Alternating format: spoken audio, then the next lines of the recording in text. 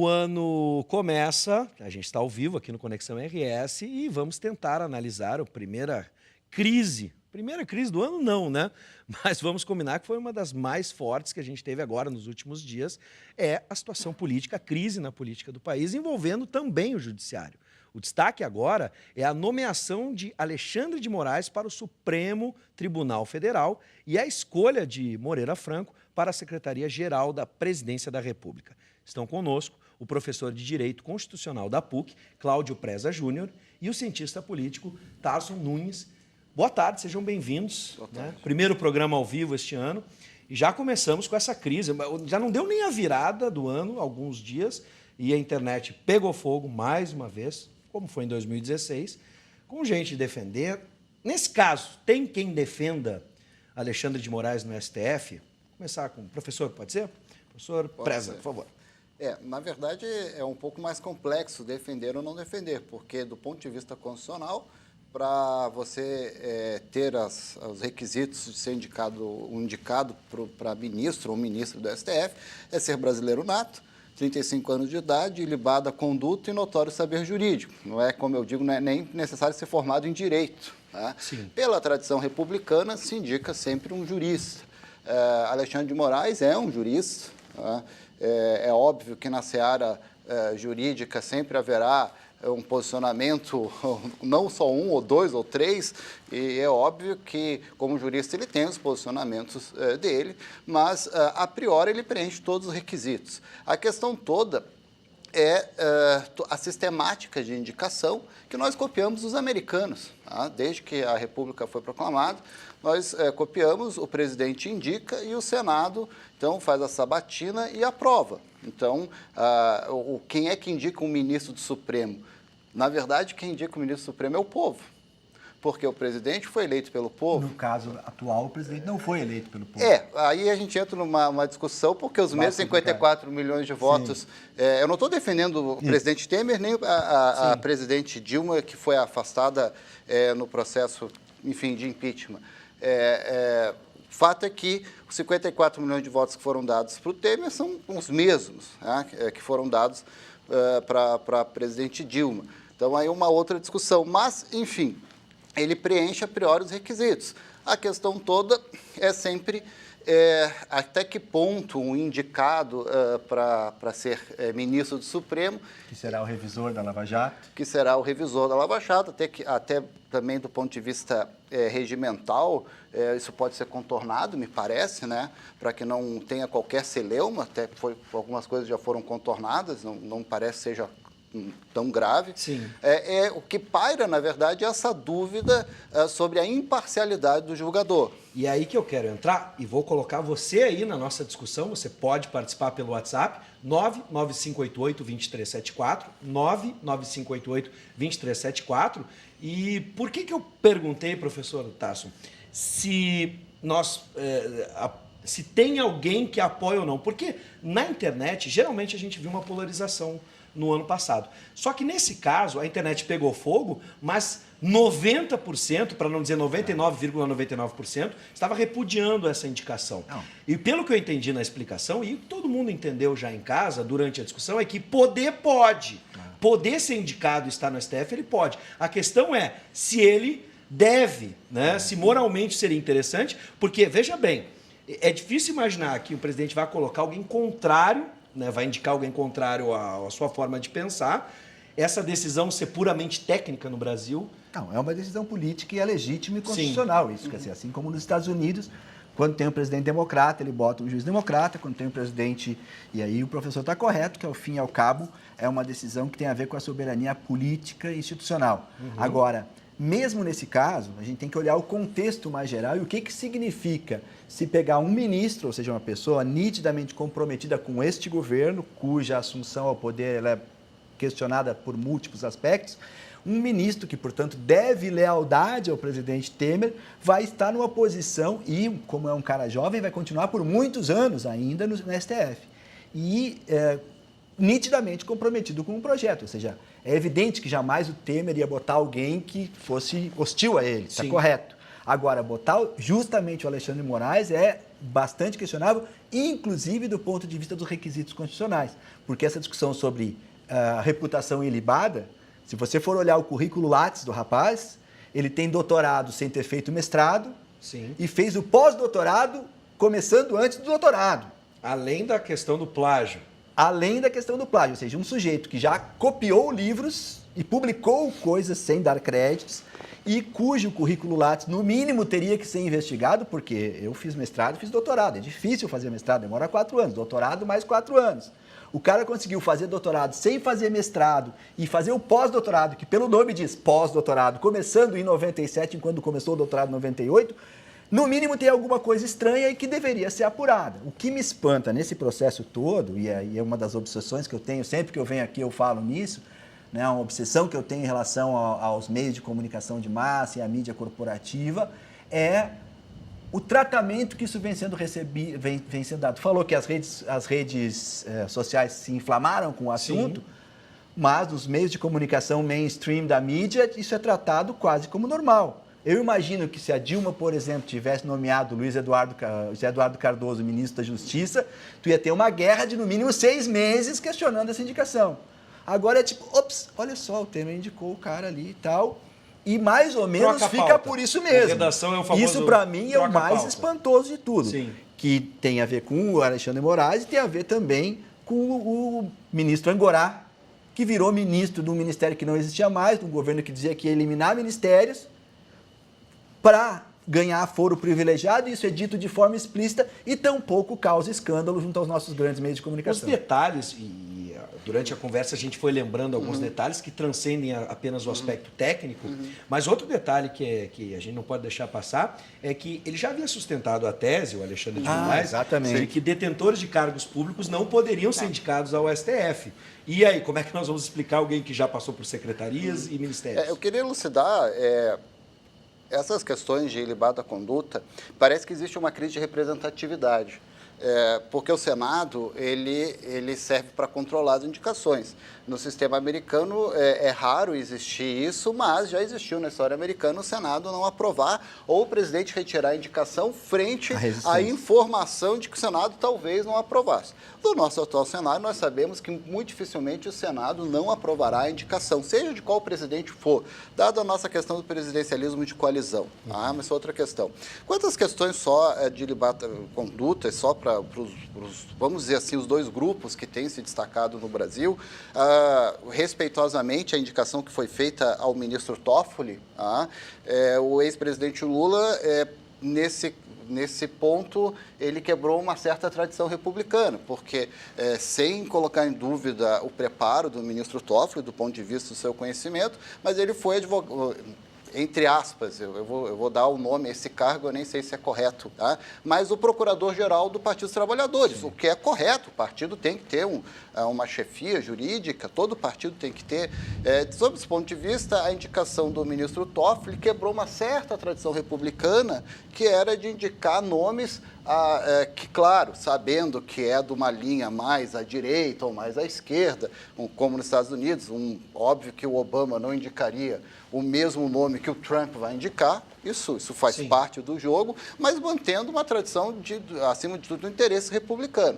A partir da indicação do ministro Toffoli, me parece que a presidente Dilma fez indicações, ela meio que, vamos admitir, ela retomou uma certa sim, tradição republicana. Os nomes que a presidente Dilma indicou são nomes, claro. Mas eu lembro que quando ela indicou o Fachin, houve um escândalo de meses, porque ele se pronunciou na eleição a favor dela. Mas... Quer dizer, um cara que se pronunciou na eleição já gerou celeuma política. Agora o cara é ministro e é mandado para o STF e fica por isso mesmo. As coisas ficaram, a partir da gestão do ex-presidente Lula, algumas coisas começaram a ficar, lamentavelmente, flexibilizadas. Agora, essas questões do doutorado, por exemplo, eu tenho alguns colegas 2 colegas que eu conheço, que é realmente muito raro, que fizeram o doutorado sem ter feito mestrado. Isso é comum. Não é comum, né? Não, mas é admissível. É admissível. É possível. Não, fora do Brasil é mais fácil, inclusive, entrar no doutorado. E o pós-doc, aí pode ser que tenha uma interpretação, começou a fazer o pós-doc com, como é que se diz, ad referendum da aprovação na tese, mas, enfim, não me parece, respeitosamente, que essas questões em si sejam as principais, mas sim essa quebra a ser provado, né? Mas, por exemplo, na indicação do ministro Toffoli, ele estava respondendo um processo, porque ele foi procurador-geral, agora eu não me lembro de qual estado do norte do país, Rondônia ou Acre, e havia, entre aspas, como é que eu vou dizer isso, suspeitas de malversação de verbas públicas, mas foi tudo resolvido, pelo que eu saiba, o ministro, o processo não seguiu, ele foi absolvido ou algo desse gênero. Então, o que me parece mais importante é essa quebra de legitimidade política. Ninguém mais acredita, por exemplo, que os nossos senadores eles representarão um contrapoder de balancear a influência do presidente. Sim. Então, me parece que um país, uma sociedade, melhor dita, como a nossa, que não acredita no seu legislativo, porque nós não acreditamos em mais nenhum legislativo, que nós adotamos o sistema presidencialista, que não acredita no seu presidente. Né? É aí que eu quero chegar, e já passando para o professor, em cima dessa observação, e já antecipando a Operação Lava Jato, que é a maior preocupação do brasileiro hoje. Essa questão da quebra de flexibilização, uma coisa parece que está ficando clara, né? A gente não tem essa tradição no Brasil de dar exemplo. Na medida que um fez, o outro se acha no direito de fazer também. E a gente tem visto isso em casos de administração pública também, depois de tudo que aconteceu em 2014, 2015, 2016, parece que a gente não aprendeu. Né? As pessoas ainda estão tomando decisões que são questionáveis frente à população.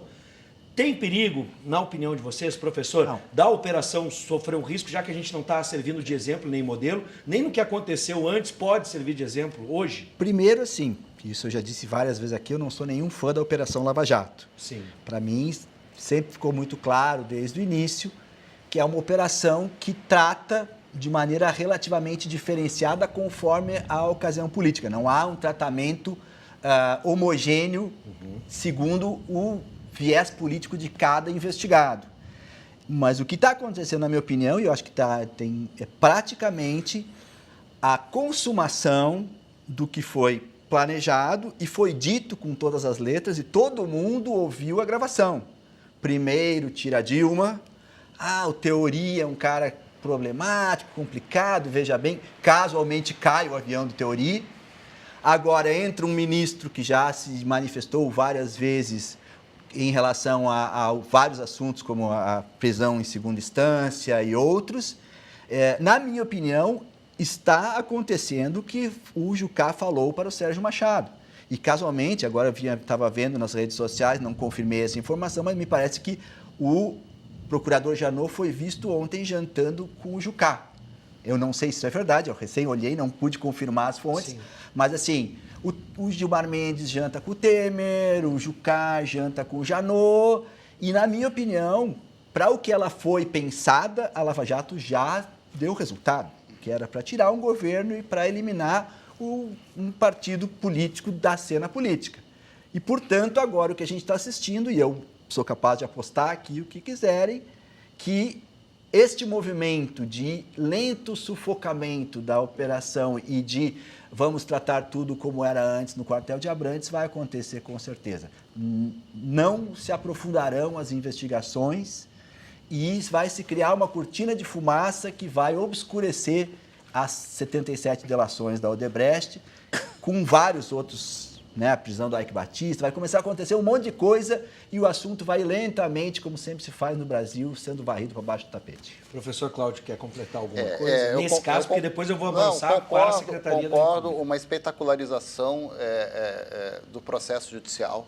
É lamentável, eu falando como cidadão, mas como jurista também, que ministros, magistrados deem entrevista sobre, embora os ministros tomem muito cuidado, na maior parte das vezes, ao dar entrevista, ainda assim, isso deveria ser uma regra, né? O magistrado não pode dar qualquer Dificilmente um juiz da Suprema Corte americana dá entrevista. O senhor não começa com Joaquim Barbosa?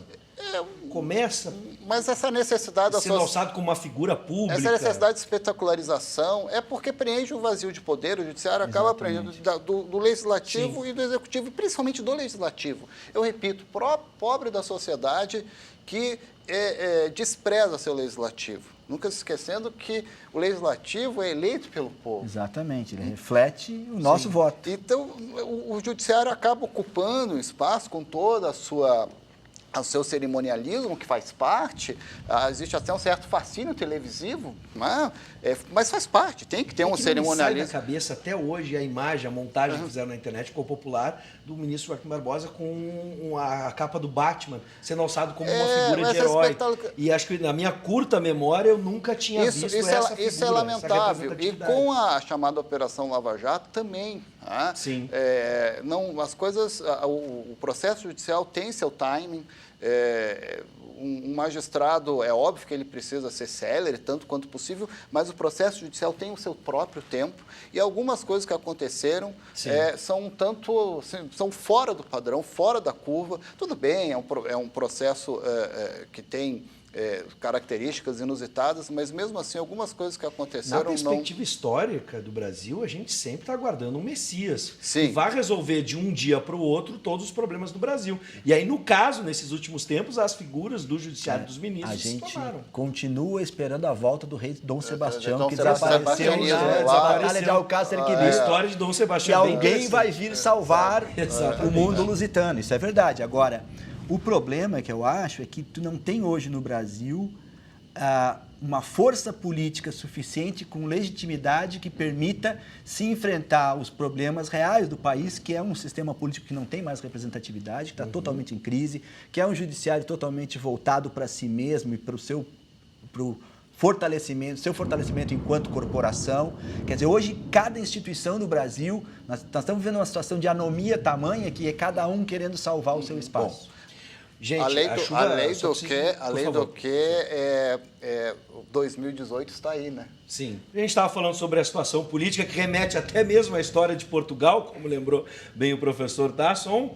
Vamos agora para um outro caso. A gente também está aguardando a sua participação no 99588-2374. O Jair já está dando o gancho lá da Restinga para a gente falar sobre a questão Moreira Franco, o caso Moreira Franco, que também, professor, mostra uma seletividade dentro da imprensa.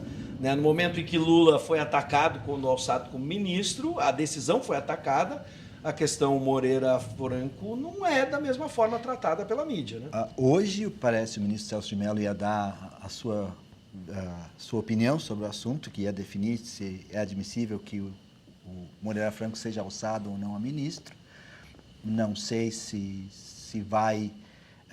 de fato dar resultado esse questionamento que se faz, mas eu acho que o importante é refletir sobre a indicação dele, porque eu acho, isso a gente já conversou várias outras vezes aqui, que materializa aquela tese que eu já defendi várias vezes aqui, que quem hoje está comandando o país são os protagonistas dos maiores esquemas de corrupção. Quer dizer, o governo anterior foi derrubado por acusação de corrupção e, como resultado, se teve uma ascensão ao poder daquele grupo político mais comprometido pela corrupção, que vem desde os anos 80, desde a redemocratização. Um partido como o PMDB vem demonstrando uma grande leniência, uma grande capacidade de conviver com práticas, digamos assim, heterodoxas na gestão pública. Sim. E hoje, esse grupo, que é Gedel, Padilha, Temer, Moreira Franco, estão no governo e a mim sempre surpreende essa atitude benevolente da mídia corporativa em relação a eles. Sim. Quer dizer, na medida em que há a implementação de um conjunto de reformas que o mercado avalia como corretas, é interessante ver como no Brasil a gente acha que a moralidade ela vale em alguns momentos, mas então, nesse caso, eles estão fazendo as coisas certas, deixem eles fazerem, porque afinal eles estão comprometidos com a corrupção, mas estão fazendo a coisa certa. Em cima da pergunta do Jair da Restinga, já agradecendo a participação pelo 99588-2374, nosso WhatsApp, que sentido tem essa criação dessa secretaria, né? Essa função da Secretaria da Presidência da República? É acomodar mesmo? Claro, é arranjar? isso é explícito. Esse é o nosso problema do que os colegas de ciência política classificaram como chamado presidencialismo de coalizão. Né? Um presidencialismo que funciona como se parlamentarismo fosse. Isso não vai dar certo. Tá? Mas isso é uma discussão mais complexa, se o Brasil deveria mudar o sistema de governo ou não. Então, você assume o governo naquele cenário em que um presidente está sofrendo processo de impeachment, há um clamor por enxugamento da máquina pública, há uma promessa. Eu me lembro quando o presidente Temer, então, está prestes a assumir, ele enxuga, aí dá uma série de problemas, aí cria... Mas não, então eu vou criar 2 ou 3 ministérios a mais, e qualquer presidente, seja de que partido for, passará por essa escravidão de criar pastas para ter apoio no Congresso. Agora, a indicação de Moreira Franco também tem a questão do foro privilegiado. Exatamente. Que foi a questão quando a presidente Dilma, então, indica o ex-presidente Lula para a pasta ministro-chefe da Casa Civil. O foro privilegiado, nesse caso, eu acho que está na hora de nós extinguirmos de uma vez por todas, porque é impensável em qualquer manual de ciência política em que, num sistema presidencialista, o presidente indica alguém, seja o presidente Dilma indicando o ex-presidente Lula, seja agora o presidente Temer indicando o Moreira Franco, e se questione do desvio de finalidade do ato administrativo. Indicação de ministro de Estado não é ato administrativo, é ato político. Ato político. Então, não há desvio de finalidade. Tu não podes perguntar quem sou eu para questionar uma decisão do Supremo, mas questionar o presidente, por que você está indicando ele? Mas é ad nutum. Eu indico quem eu quiser, desde que preencha os requisitos. Sim. O fato, mas está respondendo um processo? Olha, você está respondendo um processo, presunção de inocência. Agora, mas só um pouquinho, é para ele ter foro privilegiado, então que se acabe com o foro privilegiado. Ou o Supremo tome a decisão que me parece que vai tomar, que o Supremo tem tomado decisões difíceis, né? Como eu não caço, entre aspas, porque não se caça, né? Só na ditadura que caça o mandato do deputado Cunha, né? Na época. Ele continua deputado, mas não tem poderes para exercer o mandato. Isso também, né, é uma crise, a própria casa que tem que resolver. Nesse caso também é o famoso pode, mas não deve? Pode, mas não deve. Então, aqui indicou para ministro, mas pesa alguma dúvida sobre a moralidade do ato, não há foro privilegiado, que parece que é a decisão que vai ser sacramentada, mas a questão acabe-se com foro privilegiado de uma vez por todas. E assuma-se, então, o ônus de indicar nomes que, obviamente, vão corroendo a popularidade, a credibilidade. E, enfim, aí cabe ao povo também se manifestar de que um chefe de Estado, seja ex-presidente, seja o atual presidente, que indica nomes que estão ligados respeitosamente a todas essas indicações, que nós sabemos que estão ligados a esses escândalos de alguma forma. Então, que se espere, saia-se a sentença, a decisão judicial final, estou absolvido. Bom, a pergunta final, para resumir a nossa conversa, depois desses 2 casos que analisamos, é a seguinte: já agradecendo a presença, muito obrigado por nos atenderem, sejam sempre bem-vindos, ainda mais neste primeiro programa de 2017, e é sobre isso que eu pergunto. 2017 é um ano que temos novo ano e os mesmos problemas, ou novo ano e mais e maiores problemas, na opinião de vocês? Não tem dúvida que mais e maiores problemas, e eu chego a temer pela própria realização, porque uma solução seria bom, em 2018 vai ter eleições e tudo se resolve, mas eu chego a temer, inclusive, pela própria realização das eleições, porque a tendência de radicalização dos conflitos sociais, a gente está vendo ali Espírito Santo agora, há um conjunto de ataques a direitos, né, como o de aposentado. Vocês acham que o povo vai ficar quietinho, tranquilo, tendo que se aposentar só aos 65 anos? Então, a tendência é que seja um ano de conflitos sociais crescentes, de violência crescente do Estado em relação aos protestos, que é também uma coisa que está se verificando muito intensamente, e a recuperação econômica vai ser muito mais lenta do que se espera, e o tensionamento da sociedade brasileira vai chegar a um nível que nunca, vocês estavam falando do comércio e tal, nunca antes nesse país se viu um tensionamento como nós vamos ver em 2017, obrigado, infelizmente. Professor. Seja sempre bem-vindo. Eu acho também que acho que teremos saudades de 2016. Por incrível que pareça. Por incrível que pareça. Essa perspectiva porque que eu estava independe de ser, às vezes quando eu falo às pessoas, mas ele é esquerdo ou direito, eu não sou esquerdo ou direita, é questão do interesse público. Sim. E o que menos se tem aqui dos nossos representantes é o interesse público, é o bem comum. Então, e o cenário ele fica cada vez mais complexo, cada vez mais distante de princípios republicanos, de princípios democráticos. Então, se continuar assim, realmente é de se pensar em cenários... Espero que não. Espero que se consiga, com essas novas tecnologias, que as pessoas interajam, enfim, que a gente consiga, embora num cenário que certamente será conturbado, não há a menor sombra de dúvida, a gente consiga realizar as eleições de 2018, seja esse presidente chegando ou não ao final do mandato, seja tendo um mandato tampão, que a gente consiga realizar as eleições de 2018 e que o Brasil possa retomar, seja lá qual escolha que o povo faça, possa retomar um cenário um pouco mais equilibrado em prol da coisa pública. Eu também não queria, professor, mas a gente tem que lembrar de um ditado que fique de alerta. Nada é tão ruim que não possa piorar. Acho que está provado.